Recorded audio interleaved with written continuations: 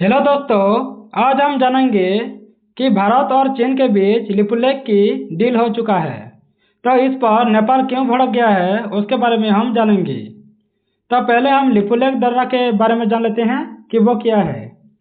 तो लिपुलेख पास हिमालय में एक रणनीतिक दर्रा है जो कि यह भारत के उत्तराखंड, चीन के तिब्बत और नेपाल के बीच ट्राई जंक्शन माना जाता है। यहाँ से कैलाश मानसरोवर यात्रा भी होते हैं। इसका मतलब है कि सिर्फ रास्ता नहीं है, ये धार्मिक और सामरिक और व्यापारिक तीनों दृष्टि से महत्वपूर्ण है।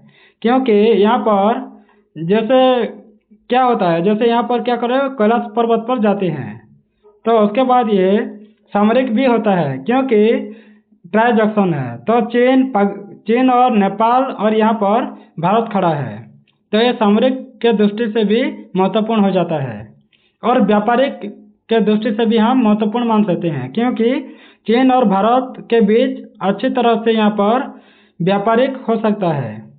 क्योंकि यहाँ पर बॉर्डर पर नेपाल और भारत के बॉर्डर पर ही एक रास्ता गया है, वहाँ पर हम व्यापार भी अच्छी तरह से कर सकते हैं। तो भारत चीन डील क्या हुआ है वो भी जान लेते हैं।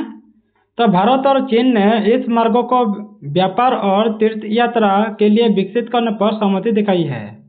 मैंने पहले भी कहा है, जैसे भारत और चीन के बीच दोनों हो सकता है, जैसे तीर्थ यात्रा भी हो सकता है, जैसे कैलाश पर्वत है वहाँ पर मानसरोवर झील ये सब है, तो वहाँ पर धार्मिक कारण हो सकता है और एक वहाँ पर तीर्थ यात्रा करने जाते हैं बहुत से लोग, तो वहाँ पर व्यापार भी हो सकता है। जैसे क्योंकि अच्छा रोड है वहाँ पर, इसीलिए चीन और भारत के बीच अच्छे से व्यापार भी हो सकता है वही रोड पर।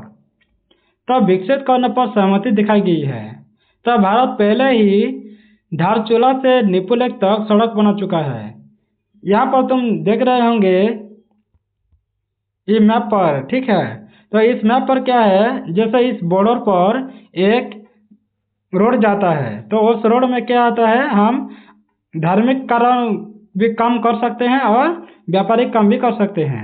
तो वहाँ पर कहाँ से लेकर कहाँ तक, जैसे धारचूल से लेकर लिपुलेख तक, यहाँ पर लिपुलेख है, लिपुलेख से लेकर धारचूल तक यहाँ पर तुम देख रहे होंगे यहाँ पर, ठीक है।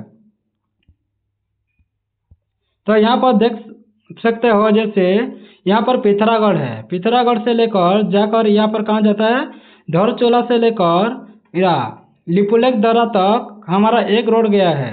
तो वहाँ पर कैलाश पर्वत, मानसरोवर झील ये सब आता है जो कि एक श्रद्धा का विषय है। तो वहाँ पर उस रोड के बीच ही हम बिजनेस भी कर सकते हैं, यानी व्यापार कर सकते हैं। तो भारत पहले ही धारचूला से लिपुलेख तक बढ़ा चुका है अपना रोड यानी सड़क। तो अब चीन के साथ इसे बड़ा ट्रेड कॉरिडोर बनाने की भी योजना चल रहा है, क्योंकि अगर बड़ा कॉरिडोर बनाने की हम योजना करेंगे तभी हम मेगा डील कर सकते हैं। तो इस इलाके को इकोनॉमिक रूट भी बना सकते हैं आने वाले समय पर। तो नेपाल का दावा क्या है वो भी जान लेते हैं। तो नेपाल कहता है कि लिपुलेख, कालापानी और लिम्पियाधुरा उसका हिस्सा है। तो हम तो विवादित क्षेत्र पहले से ही जानते हैं, जैसे लिपुलेख, कालापानी और लिम्पियाधुरा को नेपाल अपना हिस्सा समझता है।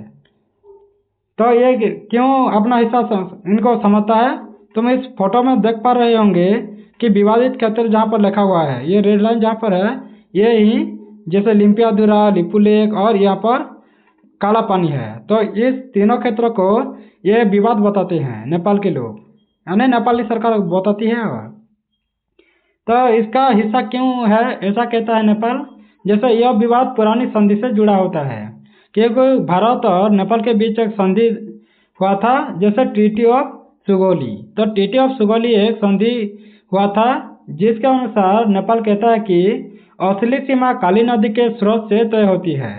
यहाँ पर तुम देख पा रहे होंगे ये क्या है, महाकाली रावी। तो ये क्या होगा, ये एक बॉर्डर होगा, लेकिन इसको वो नहीं मानता है नेपाल। तो असली सीमा काली नदी के स्रोत से तय होता है, क्योंकि काली नदी है, ये तो नदी है, वो वहाँ पर भी ऐसा भी जा सकता है, यानी भारत पर भी वो जा सकता है नॉर्थ और नेपाल के बीच भी जा सकता है। और वो स्रोत लिम्पियाधुरा है जिससे पूरा क्षेत्र नेपाल में आता है। तो यहाँ पर जो लिम्पियाधुरा है, यहाँ पर तुम देख पाए होंगे ये लिम्पियाधुरा है, यहाँ पर ही जाता है। तो इससे क्या होता है, जिससे पूरा क्षेत्र नेपाल में आ जाता है। क्योंकि काली नदी लिम्पियाधुरा से आता है, इसीलिए वो नेपाल क्या करता है, अपना दावा ठोकता है, यानी हमारी जमीन ऐसे बोलता है। लेकिन भारत ये नहीं बोलता है। भारत क्या बोलता है, भारत काला पानी तक ही अपना सीमा साझा करता है, ऐसा होता है। यानी भारत कहता है काला पानी तक हमारा एरिया है और नेपाल कहता है लिम्पियाधुरा तक हमारा क्षेत्र है। तो इस जगह पर विवादित हो गया है। तो मतलब यही है कि नेपाल इस इलाकों को अपना अधिकार क्षेत्र मानता है। तो भारत का स्टैंड क्या है, जैसे भारत कहना है कि यह इलाका हमेशा से उसके प्रशासन में रहा है। क्योंकि भारत क्या कहता है, क्योंकि इस जगह पर प्रशासनिक रूप से भारत ही सभी समय के लिए अपने ही क्षेत्र में रखता है, यानी हमारे सैनिक यहाँ पर आते हैं। तो भारतीय सेना और आईटीबीपी वहाँ तैनात होते हैं हर टाइम, बहुत से दिनों से लिए है ना, अभी के लिए नहीं, बहुत सी टाइम के लिए आईटीबीपी और हमारे भारतीय सेना ने यहाँ पर मौजूद हैं। तो भारत के अनुसार सीमा काला पानी के पास से गुजरती है। मैंने पहले भी कह दिया था, भारत क्या कहता है, काला पानी को अपना बड़ा मानता है, लेकिन लिम्पियाधुरा को नेपाल मानता है। तो इसे विवादित हो गया है इस क्षेत्र में। तो इसीलिए भारत इसे अपना वैध क्षेत्र मानता है। उसके बाद नेपाल क्यों भड़क गया है वो भी जान लेते हैं। क्योंकि भारत और चीन डील क्या है कि नेपाल को शामिल नहीं किया गया है। जैसे हम पहले भी कहते, ये जो हुआ है कहाँ पर हुआ है, जैसे लिपुलेख जो डील हुआ है वहाँ पर क्या हुआ है, वो नेपाल को वहाँ पर, यानी नेपाल को उसमें शामिल नहीं किया गया है। इसीलिए नेपाल को लगता है कि मेरे क्षेत्र पर बिना पूछे समझौता हो रहा है, ऐसा वो मान रहा है। इसीलिए नेपाल ने कहा है कि इस डील से हमें भी हिस्सा चाहिए, क्योंकि वो हमारे भी क्षेत्र है, इसीलिए हमें भी हिस्सा चाहिए, ऐसे बोल रहा है। यहाँ से कलेजे में आग वाली स्थिति बन जाती है। क्योंकि हम चीन और भारत क्या कर रहे हैं, क्योंकि हमारे यहाँ पर जो लाइन जा रहा है सड़क, तो वहाँ पर हम क्योंकि कर रहे हैं, इसलिए नेपाल को पसंद नहीं आ रहा है। तो नेपाल की राजनीतिक प्रतिक्रिया भी आया है। जैसे नेपाल संसद ने नया नक्शा पास किया है जिसमें लिपुलेख शामिल किया गया है। तो नेपाल भी अपने पॉलिटिकल मैप में ये दिखाया गया है कि जो भी लिपुलेख के एरिया है सबको शामिल कर दिया गया है। क्योंकि यहाँ पर तुम देख सकते हो कि ये जैसे ये छोटा सा है, भारत इसको मानता है, लेकिन वो यहाँ पर थोड़ा सा गया है। तो नेपाल की राजनीतिक प्रतिक्रिया की बात करें तो नेपाल सरकार ने आधिकारिक विशेष यानी विरोध दर्ज कराया है। यानी नेपाल सरकार ने आधिकारिक तौर पर हमें कहा है कि विरोध भी दर्ज किया गया है कि ये तुम्हारा हिस्सा नहीं है, ऐसे बोल रहा है। तो भारत से बातचीत की मांग भी की है कि यहाँ का प्रॉब्लम सॉल्व कैसे हो जाए। तो ये सीधा संकेत है कि नेपाल इसे राष्ट्रीय स्वाभिमान का मुद्दा भी मानता है, यानी वो हमारा क्षेत्र है और हमारे क्षेत्र में ही रहेगा, ऐसे नेपाल कहता है। तो इसमें चीन की भूमिका कहाँ पर आ जाता है, जैसे चाइना ने नेपाल के दावे पर खुलकर कुछ नहीं कहा है, तो लेकिन भारत के साथ डील भी किया है। भारत के साथ संबंध को संतुलन करना चाहता है चीन, लेकिन नेपाल को साइलेंस भी करना चाहता है, यानी साइलेंट कर देना चाहता है, क्योंकि भारत और चीन ही अच्छे व्यापारिक होंगे और नेपाल को साइलेंट किया जाएगा, ऐसा चीन का मानना है। तो चीन यहाँ पर स्ट्रेटेजिक गेम खेल रहा है नेपाल और इंडिया के बीच। तो भारत के लिए रणनीतिक महत्व क्या होगा, जैसे यह इलाका चीन बॉर्डर के पास होता है। तो 1962 के युद्ध में बात क्या हुआ है, इस क्षेत्र और महत्वपूर्ण भी हो गया है, क्योंकि यहाँ पर ही हमारा युद्ध हुआ था चीन और भारत के बीच। तो इसीलिए हमें यहाँ पर अच्छे से निगरानी करना पड़ता है, इसीलिए हमें चाहिए ये। तो सीनो इंडियन वॉर भी हुआ था, तो सड़क बनने से हमारे सेना की मूवमेंट तेज होगा, क्योंकि नेपाल ने हमें अच्छे से मूवमेंट करने पर भी मजबूर करता है, यानी सड़क बनने में दिक्कत होता है नेपाल के लिए। तो लॉजिस्टिक आसान हो जाता है, यानी हम बहुत सी चीज़ें कर सकते हैं, जैसे चीन पर व्यापार भी कर सकते हैं, चाइना की मूवमेंट भी कर सकते हैं सड़क बनाने से, और लॉजिस्टिक भी आसान होगा, यानी हम ट्रेड डील भी अच्छे तरह से कर सकते हैं चीन और भारत के बीच। तो यानी यह मिलिट्री और ट्रेड दोनों में ही हमें गेम चेंजर साबित हो सकता है, यानी हमें दोनों में फ़ायदा होगा, एक मिलिट्री में भी और एक ट्रेड में भी।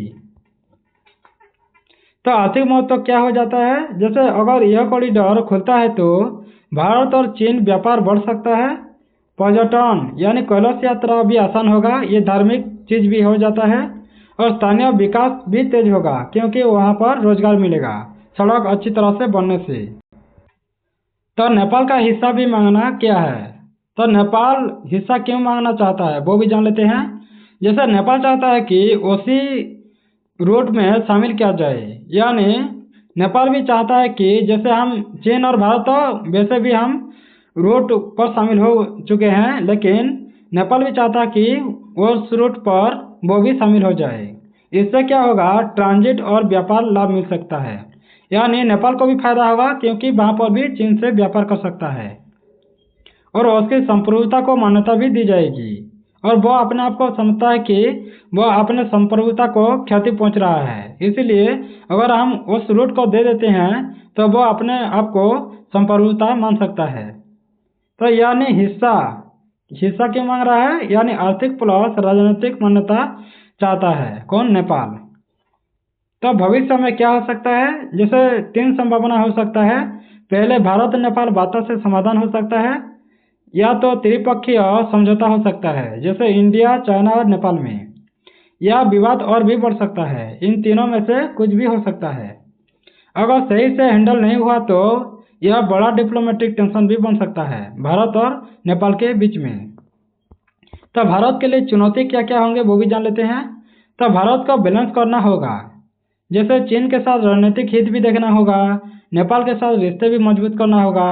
अगर नेपाल नाराज हो जाता है तो चीन नेपाल से प्रभाव भी बढ़ सकता है, यानी चीन क्या करेगा, नेपाल को अपने बस में कर सकता है, यानी नेपाल प्रभाव बढ़ा सकता है चीन के लिए। तो इसीलिए यह सिर्फ बॉर्डर का मुद्दा नहीं बन जाता है, बल्कि साउथ एशिया की पावर पॉलिटिक्स भी है ये, क्योंकि भारत को भी ये सोचना होगा कि नेपाल को अगर हम अच्छे तरह से देखभाल नहीं करेंगे तो वो चाइना के साथ मिल सकता है। तो इसीलिए हमें चाइना के और नेपाल के साथ बैलेंस बनाकर ही चलना होगा। तो फाइनल इंसाइट क्या होगा, यानी भारत और चीन डील के नेपाल को इसीलिए नाराज किया क्योंकि उसे लगा कि उसकी जमीन और अधिकार को नज़रअंदाज कर दिया गया है। तो नेपाल इसीलिए चिढ़ा हुआ है क्योंकि भारत और चीन डील कर दिया गया है, इसलिए नाराज है, क्योंकि उसे लगा कि अपने जमीन और अधिकार को वो खो रहा है नेपाल। अगर नेपाल अब सिर्फ विरोध नहीं कर रहा है तो वह इस खेल में अपना हिस्सा और पहचान चाहता है। वह सिर्फ यही चाहता है नेपाल की वह अपना हिस्सा और पहचान चाहता है।